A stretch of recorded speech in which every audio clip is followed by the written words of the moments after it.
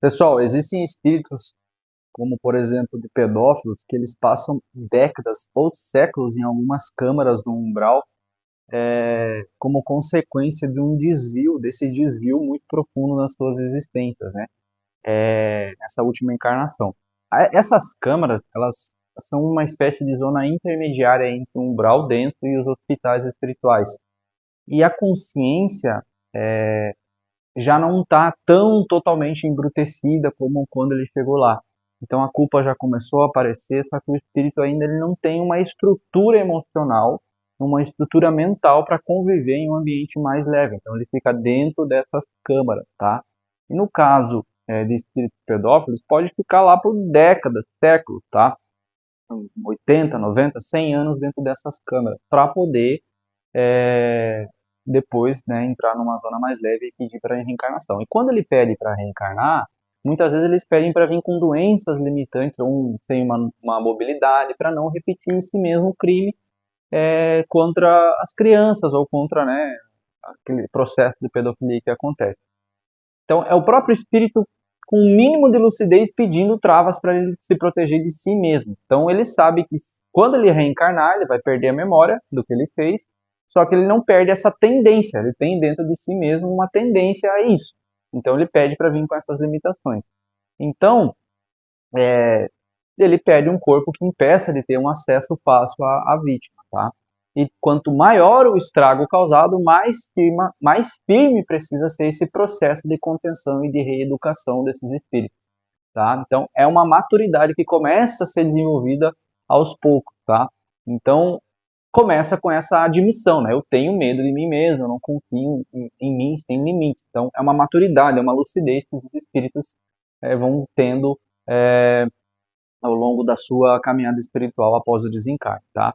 Então, e esse ponto a gente traz na questão dos mentores e alguns obsessores. O que acontece? Muita gente chama as vozes espirituais de mentor, porque às vezes é mais fácil a gente acreditar que está rodeado de luz do que a gente admitir que existe ainda dentro de nós uma abertura para a influência dos espíritos menos elevados, dos espíritos densos, né? Então, filtrar é muito importante, porque o mentor, pessoal, ele não manda a gente fazer mal a ninguém.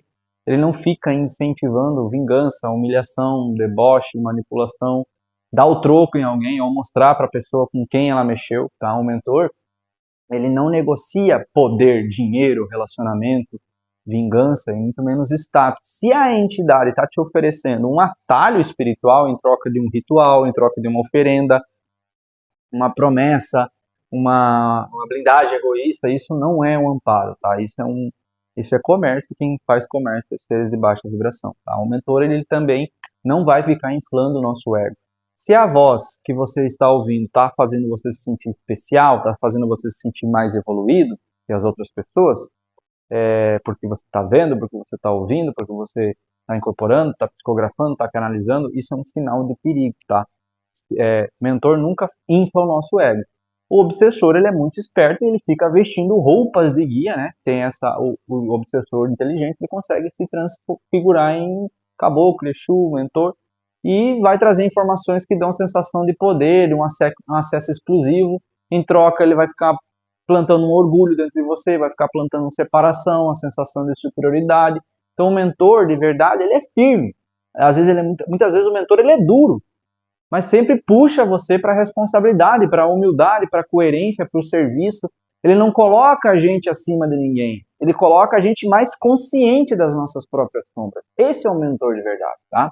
Então perceba que a função da espiritualidade séria não é transformar a nossa vida material, tá? A nossa relação, se a nossa relação com o plano espiritual se resume em pedir vaga de emprego, em pagar boleto, em arrumar um namorado, em desmanchar, em derrubar um inimigo, em resolver processos, a gente está tratando a espiritualidade como um balcão de negócio, entende? Então, esse tipo de uso da espiritualidade abre portas justamente para espíritos que o que adoram barganha, adoram me dar algo que eu te dou algo. Então, a dificuldade que a gente enfrenta na nossa vida, ela é parte desse método pedagógico de ensino da espiritualidade. Toda prova, toda crise, todo aperto financeiro, todo conflito afetivo, toda doença, tudo isso, pessoal, funciona como um raio-x que mostra o que está dentro de nós. É na dificuldade que a gente descobre se a nossa alma de fato, se a gente se ama, digamos assim, de fato, ou se a gente só usa as pessoas, se confia ou só quer um controle das coisas. Se a gente amadureceu ou se a gente continua reagindo como criança ferida, né? Então, se o plano espiritual retirasse de nós todas as provas, a gente sairia dessa encarnação igual o jeito que a gente entrou. Dependente, sem musculatura moral. A gente está desenvolvendo aqui uma musculatura moral através das provas, entende?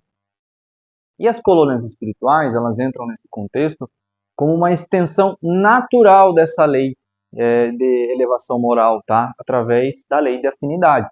Então, lá não é a reunião de pessoas, gente boa, tá?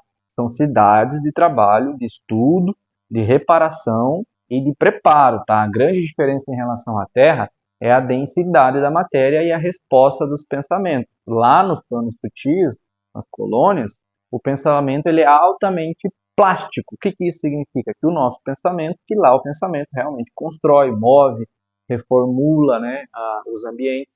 Então, as edificações lá, os jardins, os equipamentos, tudo pode ser adaptado com muita rapidez conforme o propósito daqueles grupos lá. Então, não há uma fixação estética, digamos assim, por, que bonito aqui, isso aqui, vou fazer por vaidade. Não, toda forma lá tem uma função, nada é simplesmente por vaidade, tudo é executado para exercer uma função. Mesmo as colônias luminosas mais luminosas, elas também têm postos avançados no umbral para socorro, tá? E esse trabalho ele não é feito à distância, a gente fica lá só olhando o espírito sofredor. Não, o céu está vazio, todos estão trabalhando em prol dos que avançaram menos, tá? Todos em prol de nós, digamos assim, e dos seres mais estão mais dentro. Então, essas equipes elas descem até lá os limites que conseguem suportar vibratoriamente, resgata quem tem mínimo de pedido de ajuda ou algum mérito para ser retirado e conduz para câmaras, para abrigos, para hospitais, tá? Então, perceba que existe essa estrutura para servir as pessoas lá. Toda a estrutura das colônias é para servir, para ajudar, para se ajudar e para ajudar os outros, tá? Outra diferença, aqui na Terra, nós encarnados temos níveis evolutivos e a gente se mistura na mesma rua. Às vezes tem uma pessoa extremamente evoluída que está no mesmo ônibus de uma pessoa muito menos evoluída, tá? Então a gente se mistura, tá? Nas colônias tem um critério, né? O critério é a vibração e o propósito. Então espíritos mais responsáveis vão estar ali com espíritos igualmente responsáveis, tá? É uma afinidade. Existem colônias universalistas que lá ninguém é classificado por religião, não interessa se na última encarnação a pessoa foi católica, espírita, umbandista, evangélica, budista ou a pessoa era ateia, né, sem religião. O que importa é que o que ela fez com a própria consciência, né? Como que ela tratou as pessoas, quanto que ela se dedicou ao bem. Então esses lugares eles funcionam, as colônias, esses lugares, né, funcionam como escolas, né, centros de serviço onde todos se reconhecem como parte de uma família maior, acima de qualquer bandeira, acima de qualquer placa, acima de qualquer ideologia, tá? E se tratando das colônias, a gente tem que entender que as colônias elas não nascem como metrópoles estruturadas assim do nada, tá? Elas tornam-se uma grande cidade espiritual aos poucos. Ser uma grande colônia demora às vezes séculos de esforço coordenado entre vários espíritos, várias pessoas, né? Várias hierarquias diferentes, né? Superiores e hierarquias menos elevadas, digamos assim. Então, nada se expande nas colônias na base do improviso. E a dirigência dessas colônias, a governança espiritual, não é feita por chefes autoritários, como é aqui, né, nos nossos governos aqui no Brasil, ou no mundo, aliás, né? Mas por espíritos que se destacaram em serviço e renúncia. Quanto mais se renunciou, mais esse espírito tem capacidade de dirigir uma colônia. Então, tem figuras de liderança sim, só que as decisões elas são tomadas por grupo, é um colegiado, tá? Então tem esse comando funcional e não é por vaidade. Então, lá lidera quem já provou repetidas vezes que coloca o bem coletivo acima do próprio interesse. Ou seja, quanto mais elevada é a esfera, menos espaço tem para aquele estrelismo, para aquele cidadão egóico, entende? Então, essa é a vida cotidiana lá. E se tratando de vida cotidiana, as colônias ela é muito mais rica, né? A vida cotidiana das colônias é muito mais rica do que a gente pode imaginar, tá? Tem arte, tem música, tem cinema, tem teatro, tem pesquisa, tem ciência, tem tecnologia, tem viagem a outros planos, mundos, tem ambientes de estudo avançadíssimos, tá? Só que tudo isso está a serviço do aprendizado dos espíritos, tá? E cura também. Não é um entretenimento vazio como a gente imagina aqui, como a gente tem aqui, tá? É tudo para favorecer o avanço. Lá tem museus imersivos, já pensou você voltar no passado e ver lá o Sermão da Montanha de Jesus? Isso existe.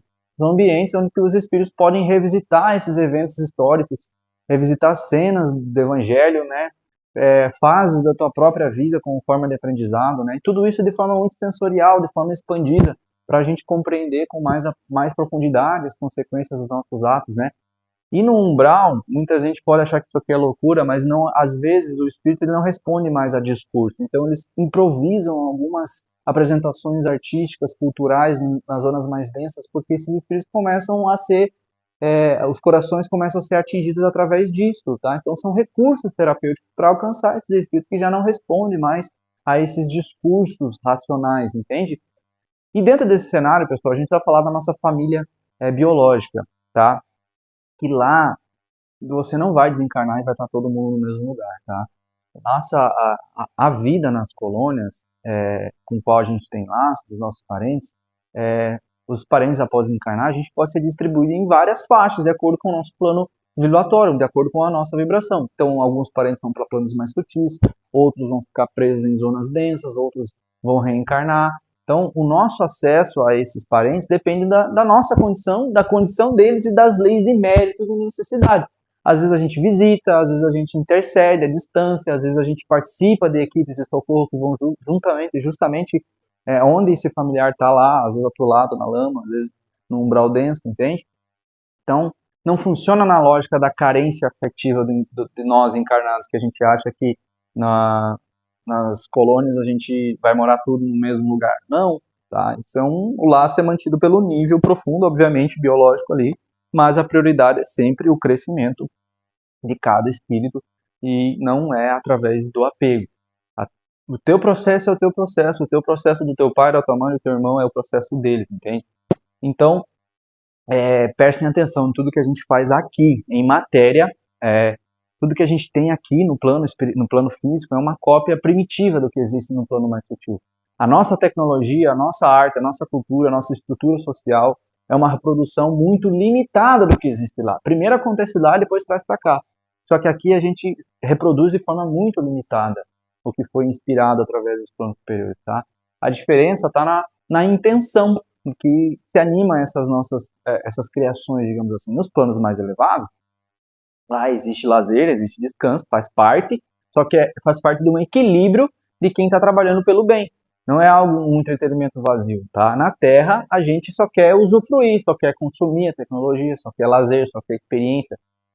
Inclusive até a espiritualidade sem assumir responsabilidade por nada.